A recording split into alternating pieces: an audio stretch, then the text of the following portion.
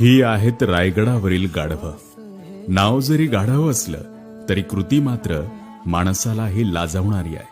तुम्ही मी राजांच्या रायगडावर फक्त पर्यटन किंवा अभ्यासनासाठी जातो, पण रायगडाच्या संवर्धनासाठी रक्ताचं पाणी करणारे हे मुख्य प्राणी.